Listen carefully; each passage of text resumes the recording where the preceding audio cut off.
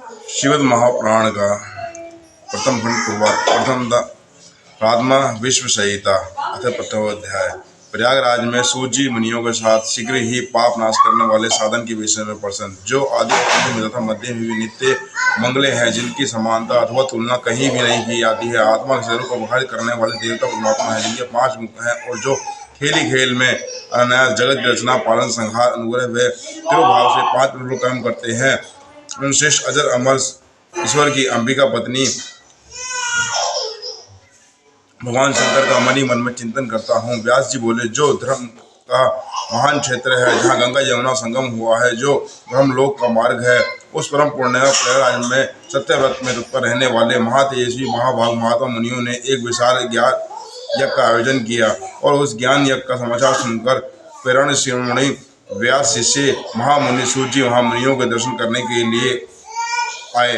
सूत जी बोले, आदि देखकर सब मुनि उन्हें देखकर हर हाथ खिल उठे। अत्यंत ही प्रसन्न सहित उन्होंने उनका विधिवत सत्कार किया।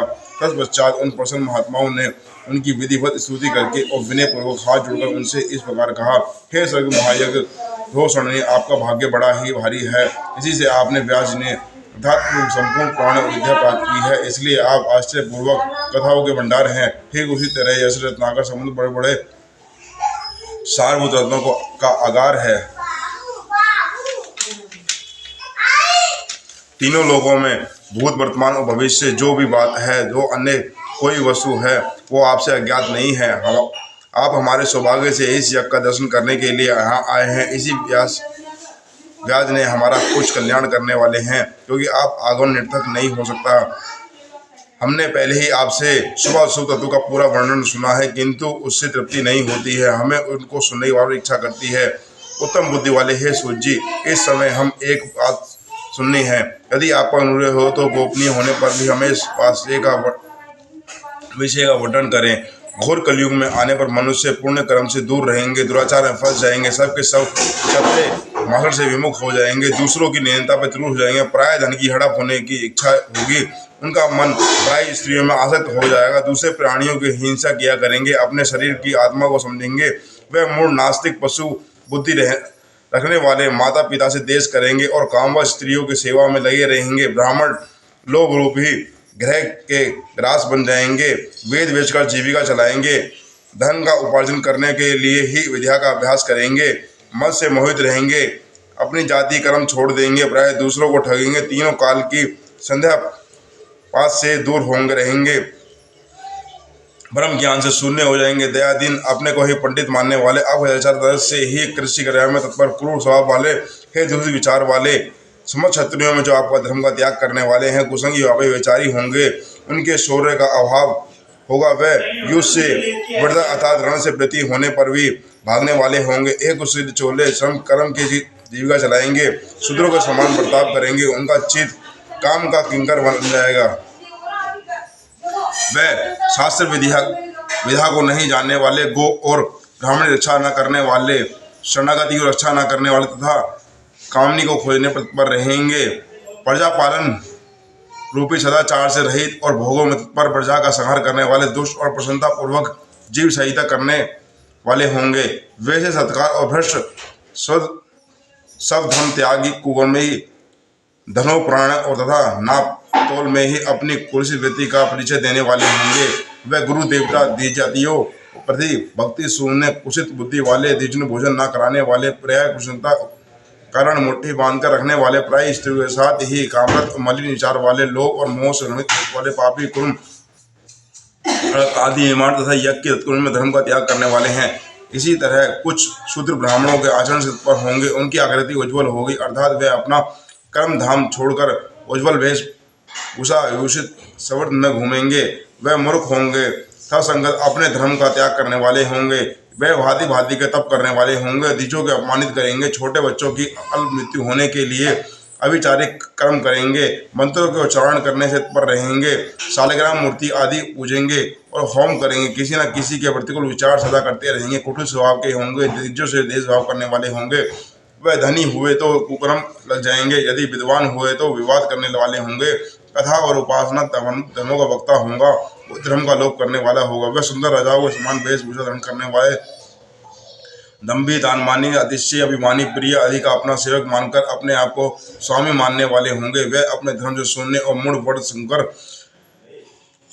पूर्व बुद्धि वाले, महावाणी और सदा चारों वर्णों का धर्म का लोप करने वाले होंगे।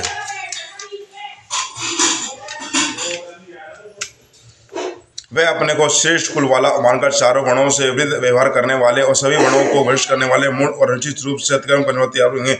कलयुग की स्त्रियां भ्रष्टाचार से भ्रष्ट हो जाएंगी, पति का अपमान करने वाली होंगी, सास ससुर को द्रोह करेंगी, किसी से बह नहीं मानेंगी, मलिन भोजन करेंगी, वह कुचित हाव भाव पर रहेंगी, उनका शील स्वभाव बहुत ही बुरा होगा। वह काम विहर परिपति से गति बनने वाली होंगी, अपने पति की सेवा में सदा विमुख रहेंगी, संतान माता पिता के सदा सहित दुष्ट स्वभाव वाली होंगी, असत विद्या पढ़ने वाली सदा ही रोगग्रस्त शरीर वाली होंगी।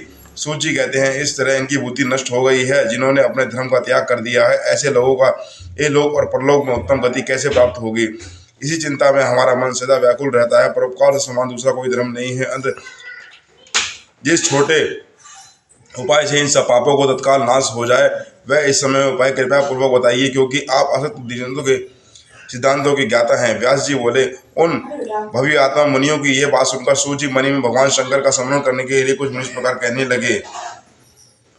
अथ द्वितीय अध्याय शिव पुराण का महत्व परिचय। सूची बोले, हे साधु महात्माओं, आप सबने तीन लोगों का हित करने वाली अच्छी बात पूछी है। मैं गुरुदेव का व्यास जी का स्मरण करके ही आप लोगों को स्नेहभर इस विषय का वर्णन करूंगा।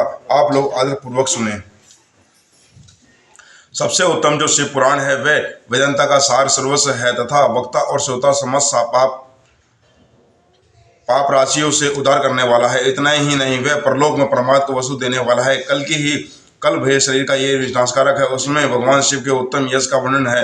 हे ब्राह्मणों, धर्म अर्थ काम और मोक्ष इन चारों पुरुषार्थ को देने वाला यह प्राण सदा ही अपने प्रभाव से विस्तार को प्राप्त होता है।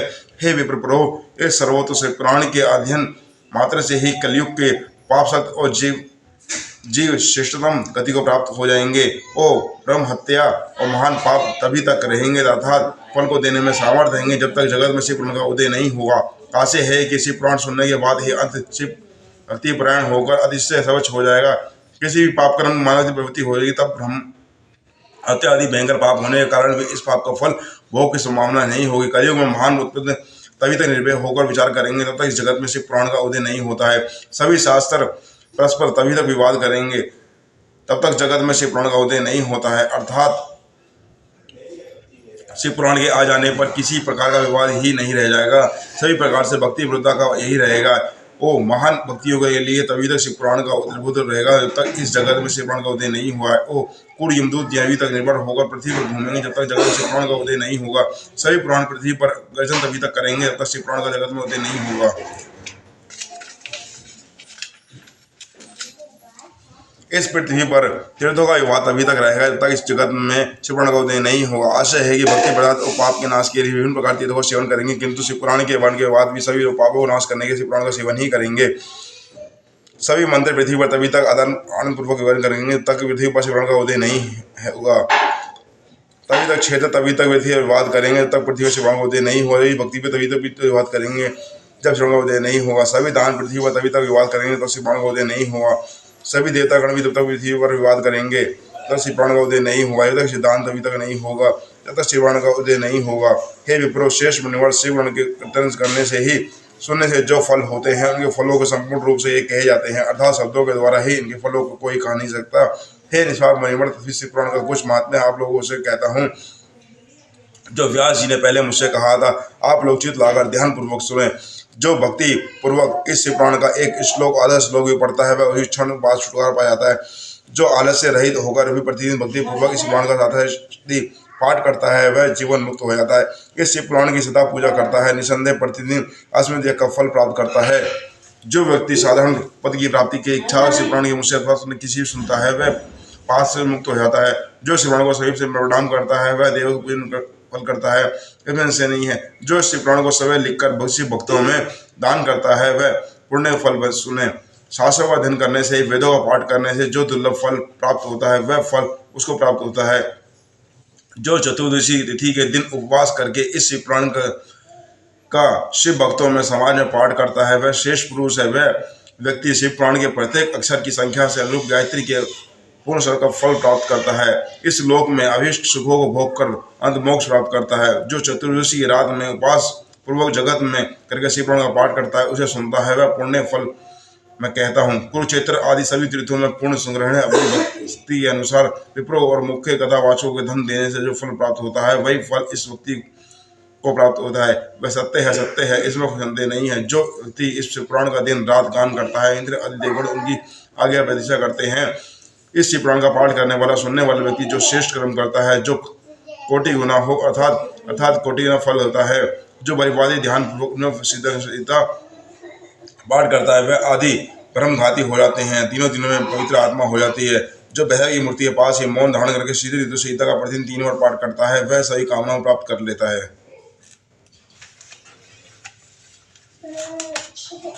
उसको पैसे देके बिस्कुट मंगा ले बटुए में से। जो व्यक्ति वट और विल वृक्ष की प्रतीक्षा करते हुए रुद्र संहिता का पाठ करता है, वह ब्रह्महत्या का दोष छुटकारा पा जाता है। प्राण वच के ही अर्थ को प्रकाशित करने वाली ब्रह्म रूपी साक्षात कैलाश सहित रुद्र संहिता और श्रेष्ठ कही गई है। हे द्विजो, कैलाश संहिता संपूर्ण महात्मा शंकर जी ही जानते हैं, उससे आधा माते व्यास जी जानते हैं, उसका ही आधा मैं जानता हूँ। उसके संपूर्ण महात्मा वर्णन तो मैं नहीं कर सकता हूँ, कुछ ही अंश कहूंगा। इसको जानकर उसी क्षण को युद्धि की रति हो जाएगी। देह दिजो, लोग में ढूंढने पर भी मैंने किसी पाप को नहीं देखा है, वह रुद्र संहिता नष्ट न कर सके। उपनिषद सागर का मंथन करके ही शिव ने आनंद पूर्वक इस रुद्र संहिता अमृत को उत्पन्न किया है, कार्तिक समृद्ध किया है, जिसे पीकर मानव अमर हो जाता है।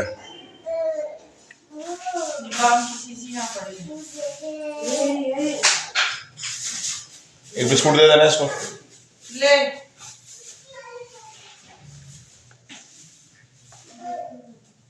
लिया। ब्राह्मण इत्यादि पापों को निश्चित करने के लिए मनुष्य वह पाठ करके उन पापों से मुक्त हो जाता है। रुद्र सहित दुरापल से जो पाप होता है, वह रुद्र संहिता का एक बार कीर्तन करने से नष्ट हो जाता है। जो व्यक्ति शिवालय में अथवा बेल के वन में ही संहिता का पाठ करता है, उसके जो फल प्राप्त करता है, उसका वर्णन वाणी से नहीं किया सकता। जो व्यक्ति श्रद्धापूर्वक संहिता का पाठ करता है, ब्राह्मणों को भोजन कराता है, उसके सही पुत्र शंभु के परम पद को प्राप्त करते हैं। चतुर्दशी के दिन निहार रहकर जो बेल के वृक्ष के नीचे एक संहिता का पाठ करता है, वह साक्षात शिव होकर भी सभी देवता उसे पूजित होता है। उसमें अन्य संहिताएं भी कामनाओं को फल को पूर्ण करने वाली, किंतु लीला विज्ञान से परिपूर्ण इन दोनों संहिताओं को विशेष वर्णन समझना चाहिए। इन शिव पुराण को वेद के तुल्य माना गया है। इस वेद कल्प पुराण का सबसे पहला भगवान शिव ने ही प्राण किया है। विश्व संहिता, रुद्र संहिता, विनय संहिता, उमा संहिता, मार्ग संहिता, एकादश संहिता, कैलाश संहिता, शत्रु संहिता, कोटि रुद्र संहिता, सहस्त्र कोटि रुद्र संहिता, वायुहिता, धर्म संहिता, इस प्रकार पुराण के 12 भेद हैं। ये 12 संहिता अनंत पुण्ययामी मानी गई हैं ब्राह्मणों ने। अब मैं उनके श्लोक की संख्या बता रहा हूँ, आप लोग इसको आदरपूर्वक सुने। वे संहिता में 10,000 श्लोक है, रुद्र संहिता में विनाश, उमा संहिता में मार्ग संहिता, इनमें प्रत्येक में 8,000 श्लोक हैं। हे ब्राह्मणों, एकादश रुद्र संहिता में 13,000, कैलाश संहिता में 6,000 और शतरुद्र संहिता में 3,000 और कोटि संहिता में 9,000, सहस्त्र रुद्र संहिता में 11,000 और व्याय में 4,000, धर्म संहिता में 12,000 श्लोक हैं। इस प्रकार संख्या के अनुसार ही मूल शिव पुराण की श्लोक संख्या 1,00,000 है, परंतु व्यास जी ने उसे 24,000 श्लोकों में निश्चित कर दिया है। पुराणों के क्रम संख्या के विचार से इस पुराण का स्थान चौथा है। इसमें 7 संहिताएं हैं। पूर्व काल में भगवान शिव ने श्लोक संख्या दृष्टि से 100 करोड़ श्लोकों का एक ही पुराण ग्रंथ बनाया था। सृष्टि के आदि में निर्मित हुआ वह पुराण संहिता अत्यंत ही विस्तृत था। तत्पश्चात द्वापर आदि युगों में देवयान, व्यास आदि ने महर्षियों ने जब पुराण का 18 भागों में विभाजन कर दिया, उस समय संपूर्ण पुराणों का संक्षिप्त स्वरूप केवल 4,00,000 श्लोकों में रह गया। श्लोक संख्या के अनुसार वह शिव पुराण का 24,000 श्लोक वाला है। वह वेद तुल्य पुराणों में 7 संहिता में विभाजित है।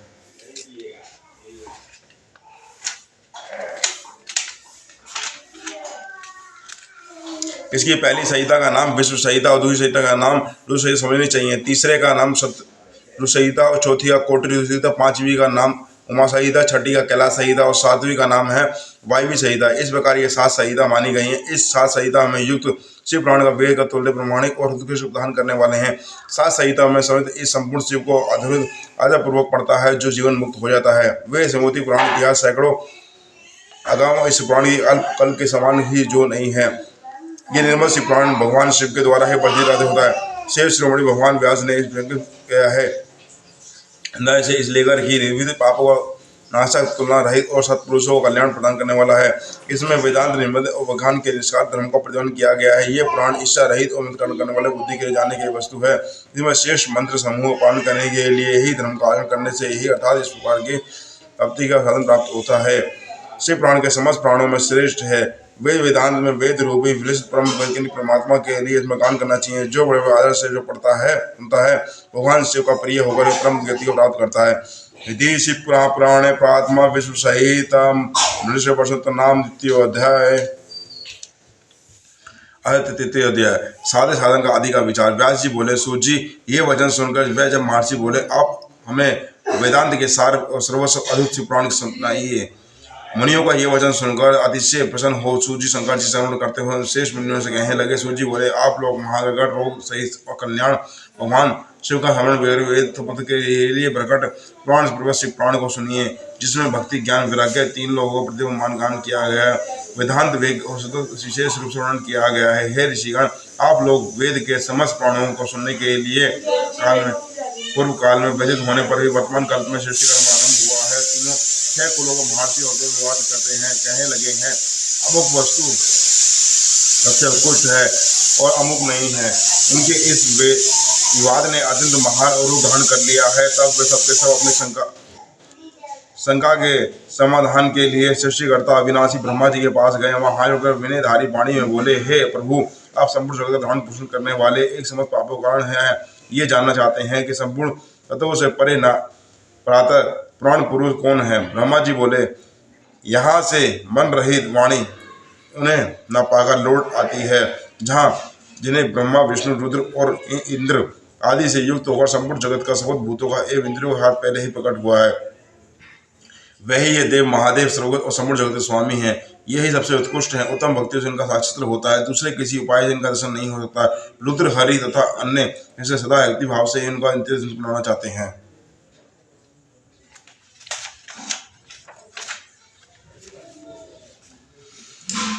अधिक कहने की तथा आवश्यकता भगवान शिव में भक्ति होने पर भी मनुष्य संसार बंधन से मुक्त हो जाता है। देवताओं ने कृपा बंधन से उनमें शक्ति होती है।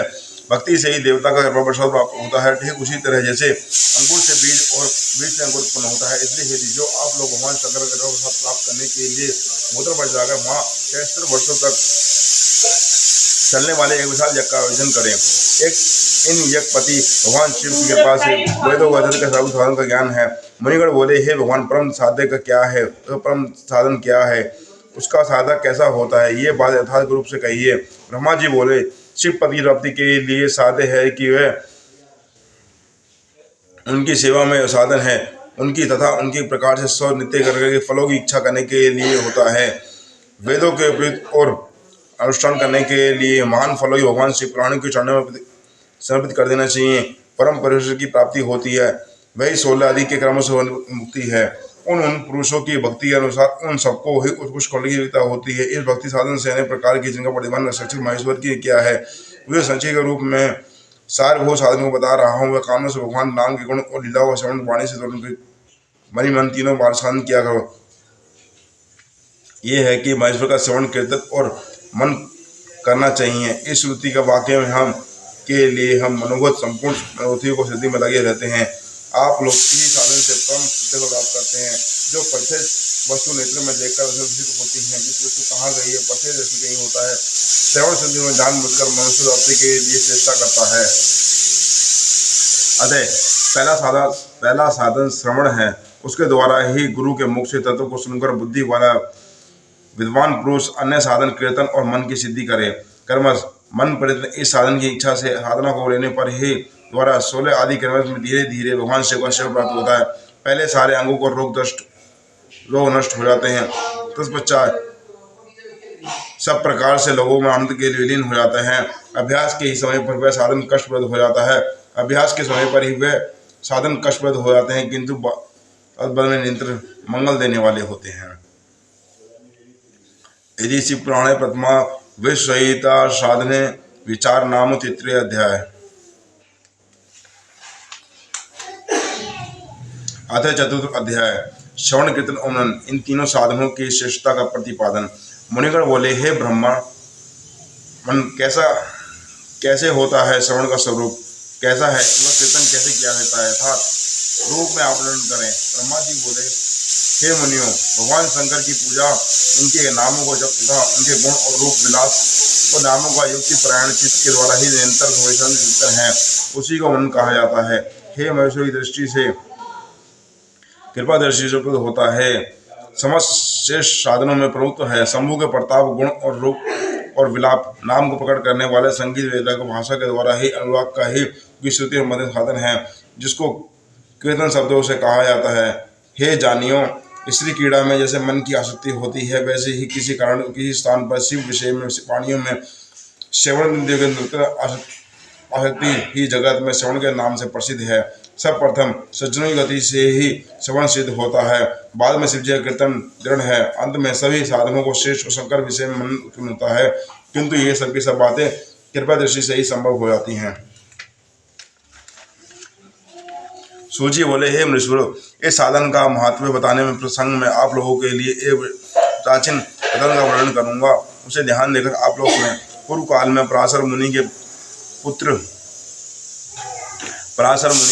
मेरे गुरु वेद व्यास जी सरस्वती नदी के सुंदर तट पर तपस्या कर रहे थे। एक दिन सूर्य तुल्य देश से विमान पर यात्रा करते हुए भगवान संत कुमार आदि को वहां पहुंचे। उन्होंने गुरुदेव को वहां देखा, वे ध्यान में मगन थे।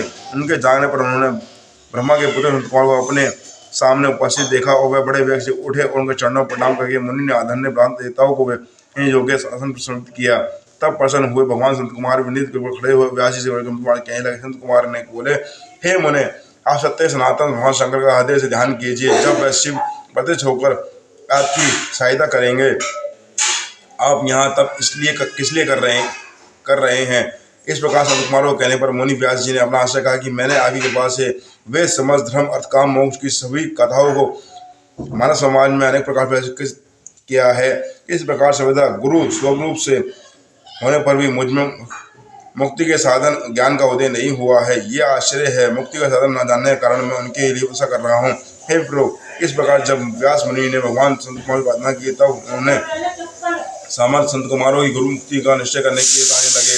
भगवान शंकर स्वयं चेतन मन ये तीनों महत्व साधन कहे गए। ये तीनों ही बड़े समस्या पूर्व काल में एक दूसरे के साधनों के संपर्क घूमता वहां था मन चालू जहाँ पहुंचा है वहां तपस्या करने लगे। तंत्र महेश्वर की शिव की आज्ञा से भगवान नंदीश्वर वहां आए और मुझे बड़ी कृपा दया की है। वह सब साक्षी और शिव गणों के स्वामी भगवान नंदीश्वर के मुझे जाने बताते हुए बोले, भगवान शंकर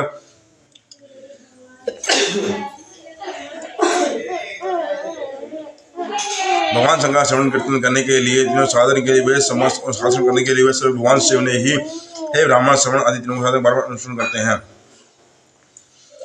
व्यास जी बार बार कहकर ब्रह्मपुत्र संत कुमार और विमान परम पद को सदन को चले गए। इस प्रकार पूर्व काल में उनका इस उत्तम वेदांत का जब मैंने वर्णन किया है। ऋषिगण बोले, हे सूत जी, आपने श्रवण आदि तीनों साधनों का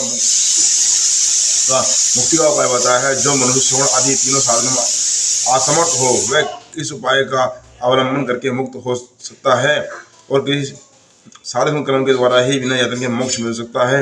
यदि शिव पुराणे महाप्रात्मा विश्व संहिता सांदे खंडे चतुर्थ अध्याय।